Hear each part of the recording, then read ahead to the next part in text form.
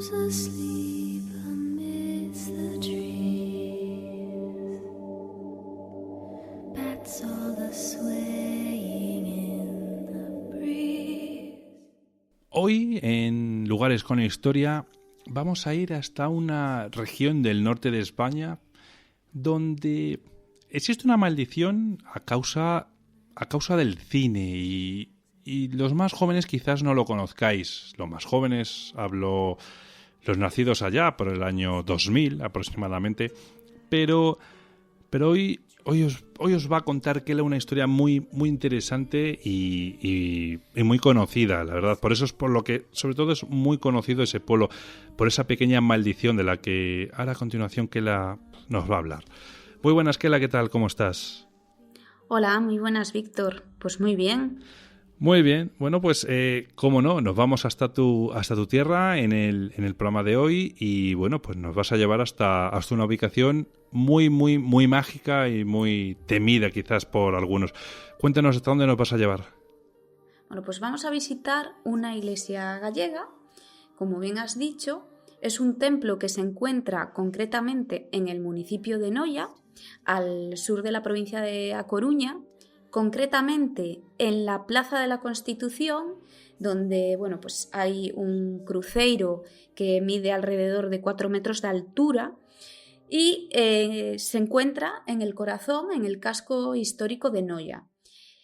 Este municipio es un municipio costero, tiene alrededor de unos 15.000 habitantes, es un sitio con mucha historia y muy mágico, empezando por la leyenda que atribuye su origen a una nieta de Jafet, hijo de Noé. Esta leyenda dice que él, Noé, atracó el arca en esta costa tras el diluvio universal y sus descendientes se asentaron aquí y fueron también los que le dieron su nombre.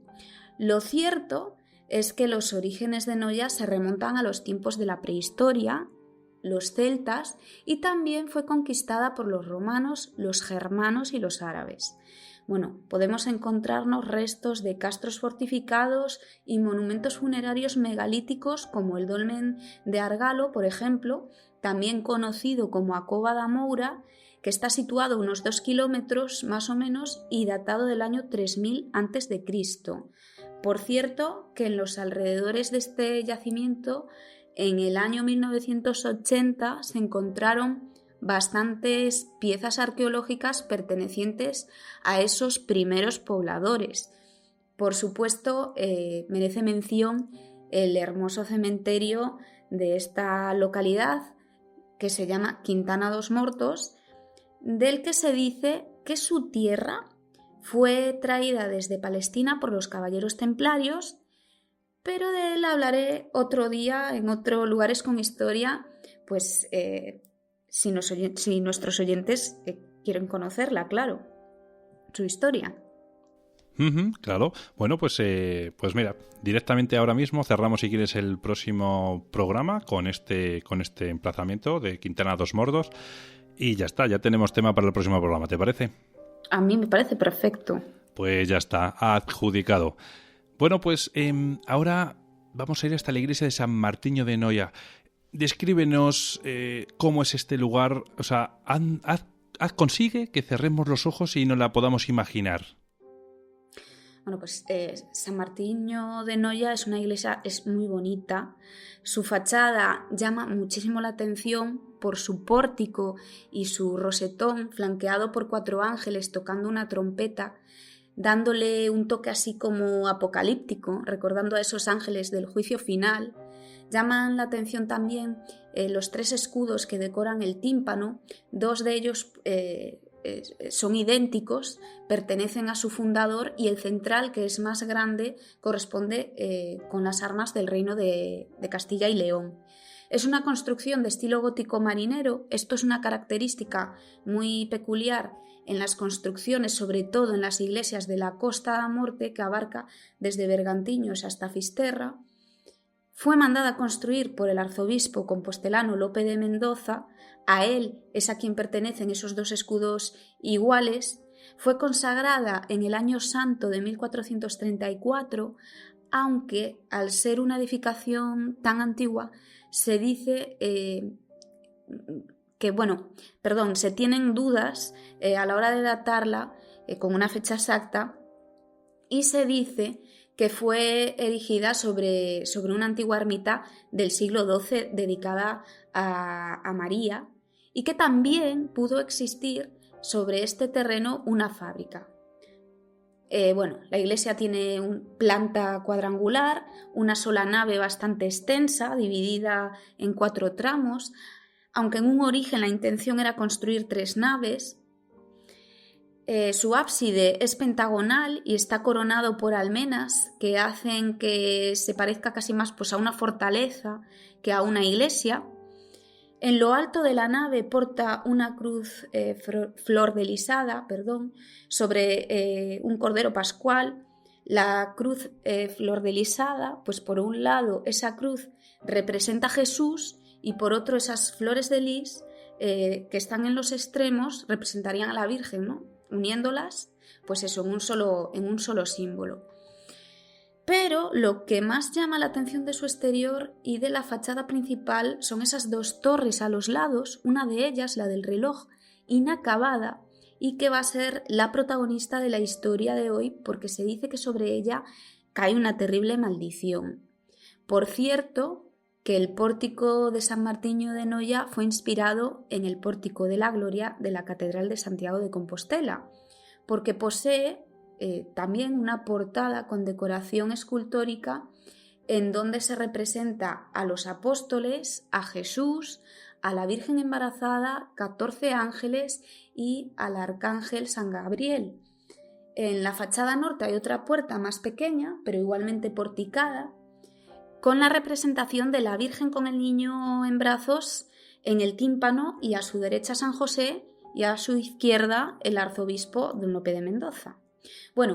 Y la puerta de la fachada principal, que es de madera tallada, preciosa, de finales del siglo XIX, pues también es digna de mencionar. Además, es que este templo, como dije antes, es tan bonito por fuera como lo es por dentro, con esas vidrieras que alumbran el ábside, los capiteles decorados de sus medias columnas, una talla de Santiago del siglo XIV o la Santísima Trinidad bizantina, y ese impresionante coro con su órgano, que a mí personalmente me fascina muchísimo. La pila bautismal data del siglo XVI, y como curiosidad te voy a contar que las piletas del agua bendita son unas enormes conchas marinas que trajo de Filipinas el marino noyés don Luis Cadarso Rey, capitán del buque de guerra crucero de primera clase Reina Cristina, por cierto, construido en los astilleros de Ferrol, y a bordo del cual también el pobre perdió la vida tiempo después en la famosa batalla de Cavite, el 1 de mayo de 1898.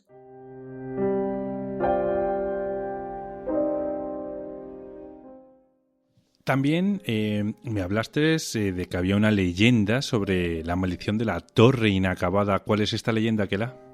Pues se desconoce el origen de la leyenda, pero lo cierto es que esta perdura hasta la actualidad.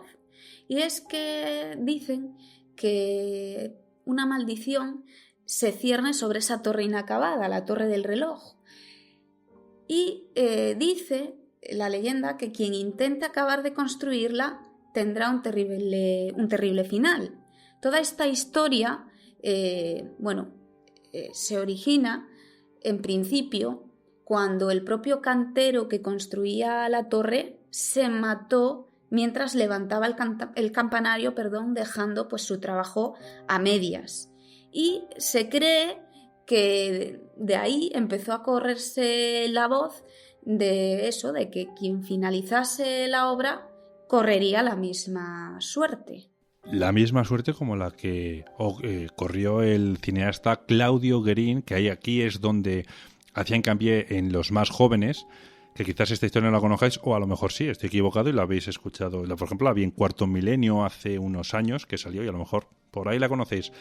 Pero bueno, este cineasta falleció al caer desde lo alto de esta torre inacabada. Cuéntanos, Kela. Bueno, yo creo que habría que empezar primero hablando de quién era Claudio Guerín, que fue, pues es un cineasta español, sevillano, que se formó en la Escuela Oficial de Cine de Madrid. Comenzó su carrera, en principio, en televisión española, dirigiendo adaptaciones de las obras de William Shakespeare. Participó junto con Rafael Azona, Víctor Erice y José Luis Egea en la película Los Desafíos de 1969, producida por Elías Querejeta. En 1971 dirigió su primera película, La Casa de las Palomas, que la rodó, por cierto, con Lucía Bosé. Y en 1972 comenzó el rodaje por tierras gallegas de la famosa y malograda La Campana del Infierno, la cual pues está considerada la película más maldita del cine español y que rodó escenas de esta película en localidades como Padrón, Betanzos y Noya. Y precisamente aquí, en Noya, fue donde tuvo que grabar una de las últimas escenas de su largometraje. A todo esto, el argumento de la película, que es una película como de terror psicológico, trata de un chico pues, que sale de un psiquiátrico y se venga de su tía, que fue quien lo internó, y sus 3 primas. Pues para una de las escenas de la película se terminó la torre del reloj con cartón piedra, y de la cual, de esa torre, según la trama de la película, se iba a colgar pues una campana.